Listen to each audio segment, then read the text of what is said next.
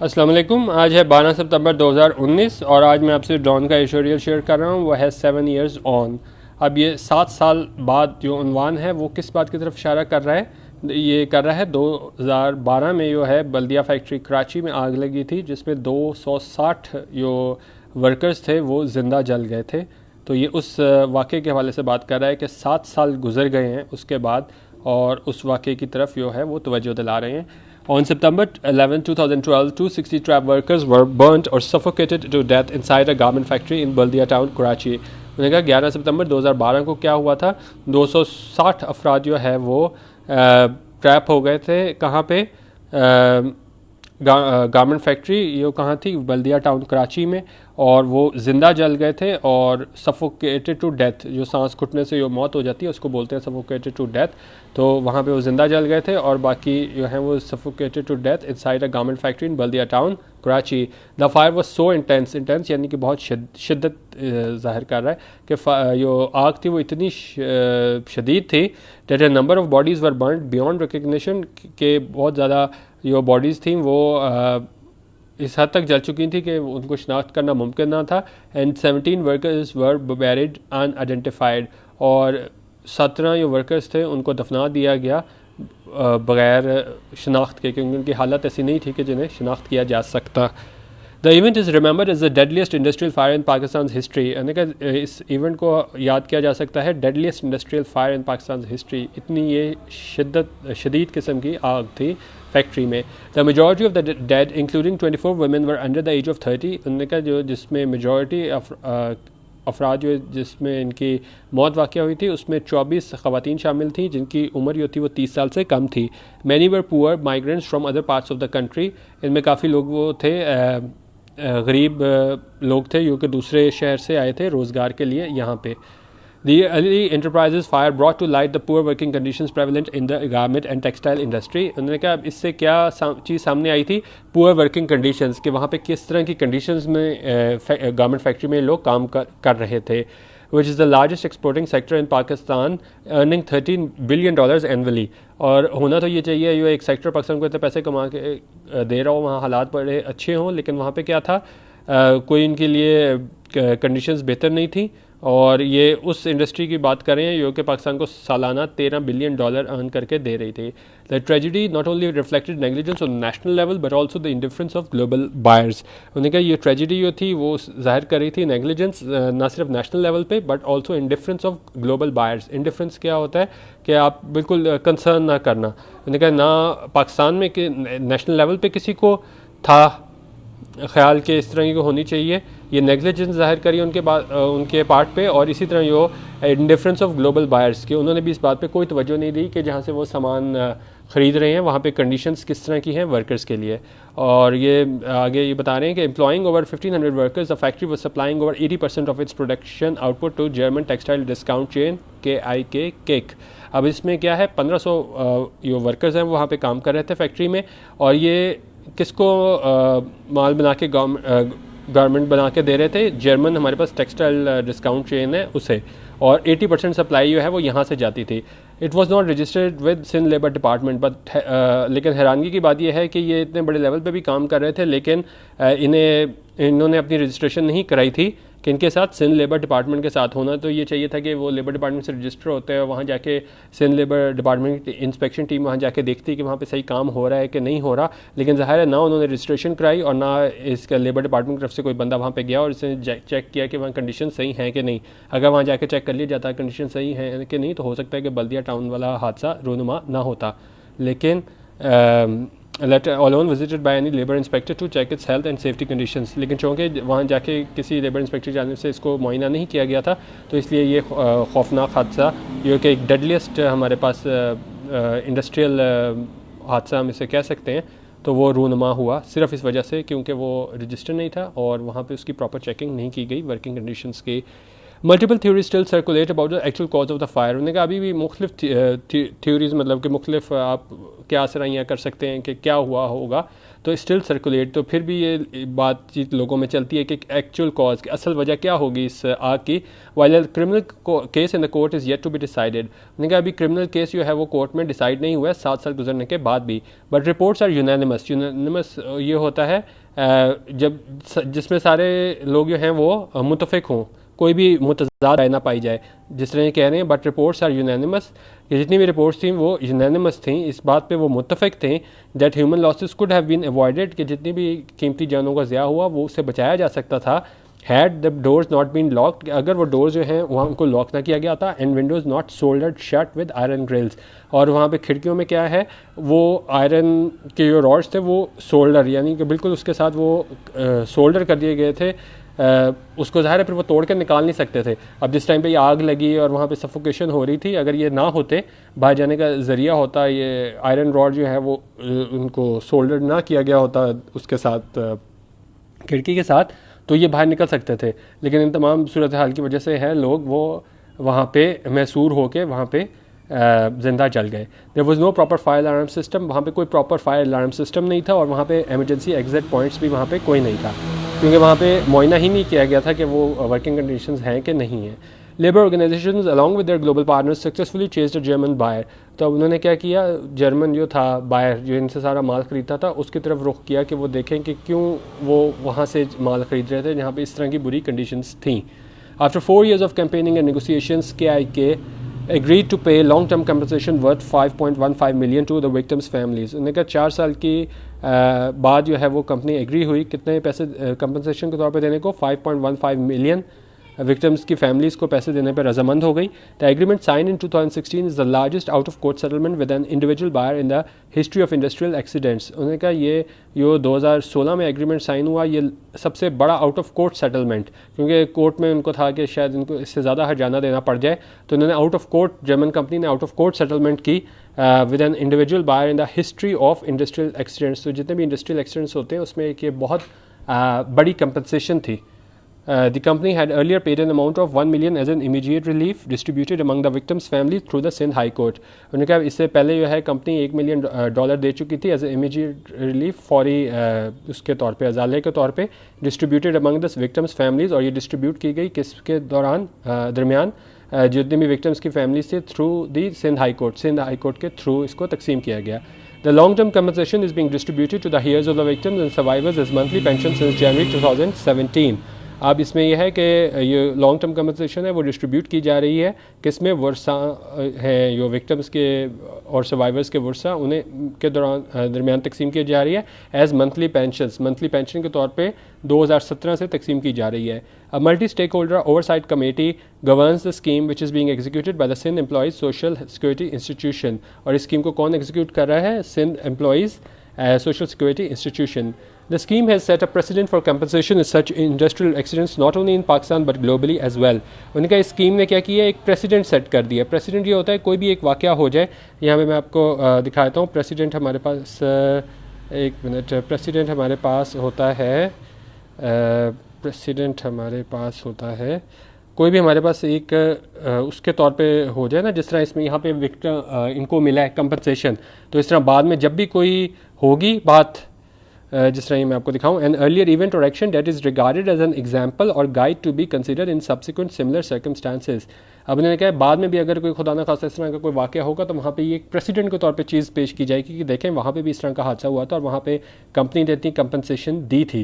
तो कोर्ट जितने भी केसेस होते हैं उसमें प्रेसिडेंट की बहुत अहमियत होती है, जिसमें बताया जाता है कि देखें जिस तरह का ये केस है, इसी तरह का एक केस पहले भी हुआ था, उसमें ये फैसला हुआ था, तो ये उसकी बेस पे यहाँ पे फैसला हो। उन्होंने कहा कि अब अगर इसी तरह की नेग्लिजेंस का और पुअर वर्किंग कंडीशंस का कोई केस बाद में आया तो ये केस एक प्रेसिडेंट के तौर पे जाना जाएगा कि इस यहाँ पे इतनी ज़्यादा कंपनसेशन दी है तो उन लोगों को भी ज़्यादा दी जाए।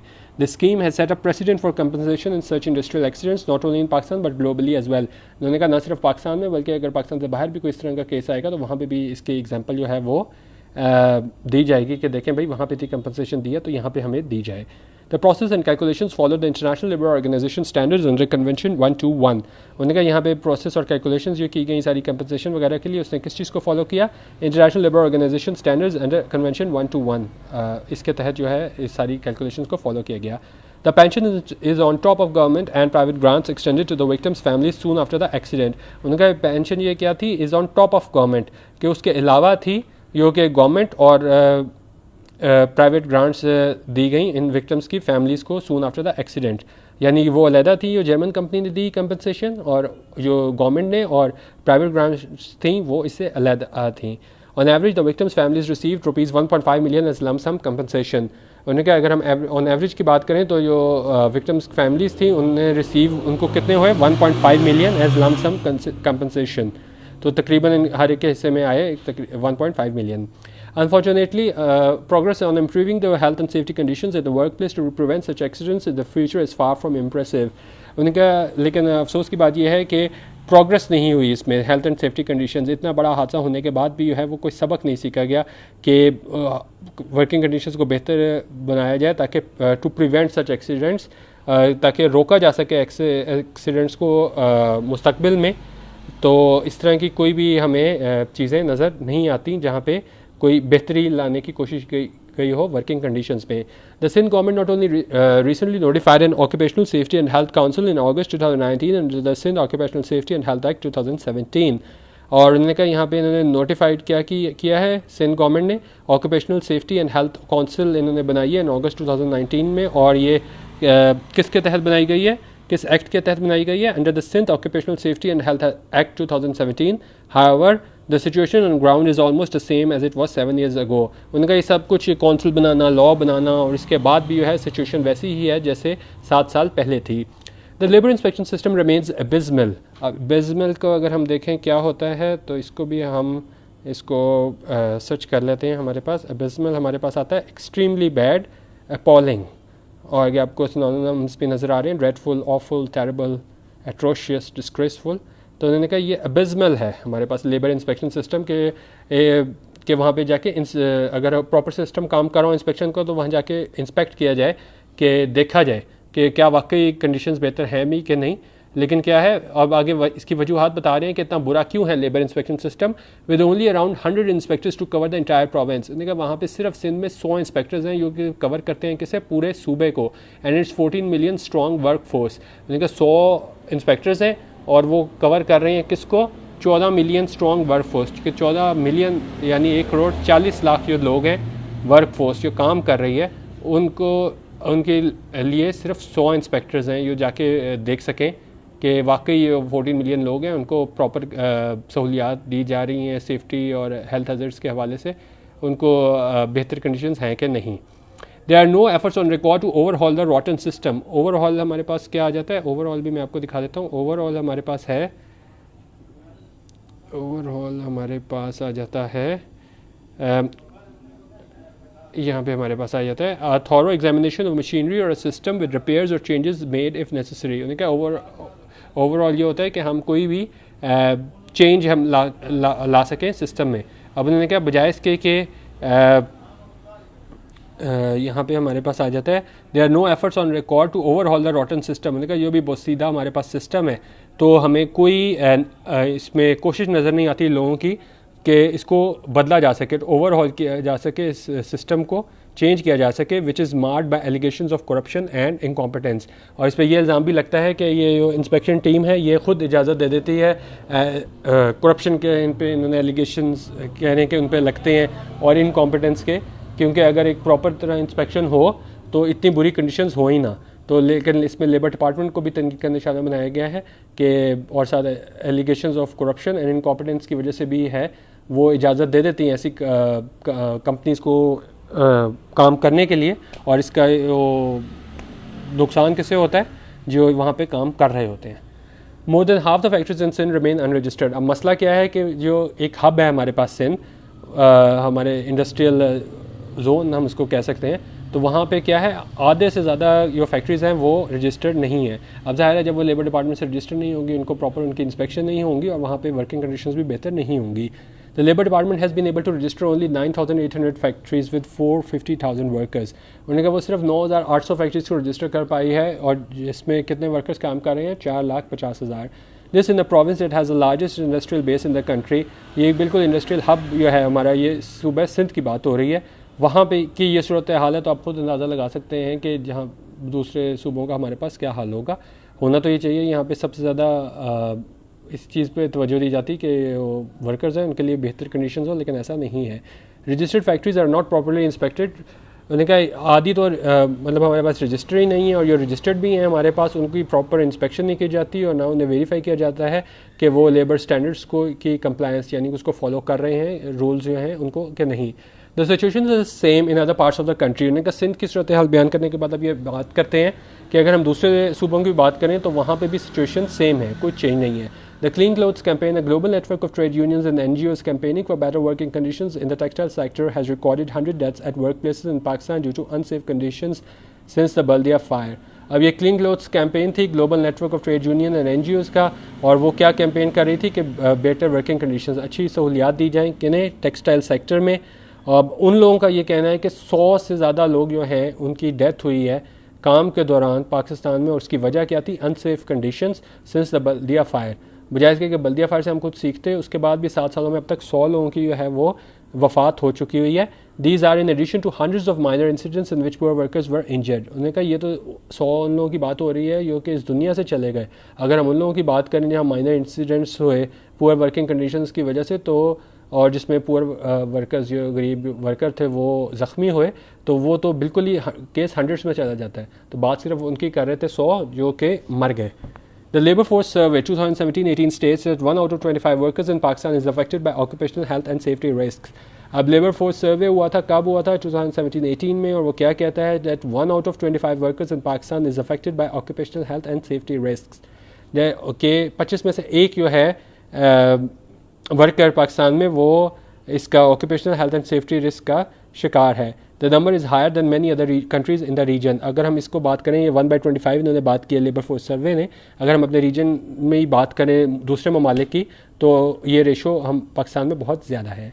And progress in providing justice to victims in terms of identifying and prosecuting those responsible for this tragedy is very slow due to loopholes in the judicial system. उन्होंने कहा क्या है, प्रोग्रेस जो हम कर सकें कि इंसाफ दिला सकें जिनके साथ भी ये जुल्म हुआ है, विक्टिम्स के साथ, in terms of identifying and prosecuting those responsible, कि हम जल्द से जल्द उसको आइडेंटिफाई कर सकें और प्रोसिक्यूट कर सकें थ्रू लॉ किन के खिलाफ, जो those responsible for this tragedy is very slow due to loophole in the judicial system. उनके लोग लॉ में ही लूप होल्स तलाश कर लेते हैं और जिसकी वजह से जो है वो बच निकलते हैं.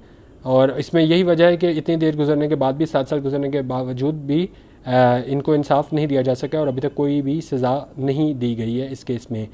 Initially the owners were booked for murder. उनका पहले जो है ओनर्स को बुक किया गया मर्डर के लिए, followed by charges of negligence. बाद में नेग्लिजेंस के चार्जेस डाल दिए गए. Later multiple GITs were formed and alleged perpetrators booked under anti terror laws. बाद में इन परपिट्रेटर्स, एलिज्ड परपिट्रेटर्स को एंटी टेरर लॉज के तहत इन पे चार्ज किया लगाया गया इन्हें.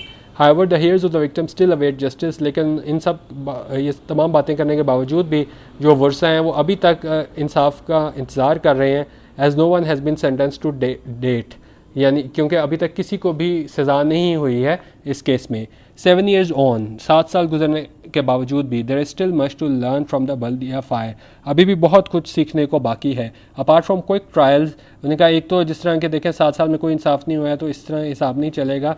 एक तो ये होना चाहिए कि क्विक ट्रायल्स हों कि अगर किसी ने कोई इस तरह की जुर्म किया है तो उसको फ़ौरन सज़ा मिले, ताकि ये बाकी जितने भी इंडस्ट्रियल एरिया में इस तरह की पुअर कंडीशंस में वर्क लोग कर रहे हैं तो उनके लिए भी ये सबक हो कि देखो भाई, हमें अगर आप इस तरह करोगे तो आपको इतनी कंपनसेशन भी देनी पड़ सकती है और आपके ख़िलाफ़ प्रोसिक्यूट भी आपको किया जाएगा. तो एक तो चीज़ ये है अपार्ट फ्रॉम क्विक ट्रायल्स. एक तो इसके अलावा एक तो क्विक ट्रायल्स होने चाहिए कि फ़ौरन फैसला आए और सज़ा दी जा सके ऐसे लोगों को, परपेट्रेटर्स को. और there is need for drastic reforms in working conditions of factories. उन्होंने कहा इस बात की ज़रूरत है कि ड्रास्टिक रिफॉर्म्स की जाए वर्किंग कंडीशंस ऑफ फैक्ट्रीज़, ताकि उनकी जो वर्किंग कंडीशंस हैं उनको बेहतर किया जाए.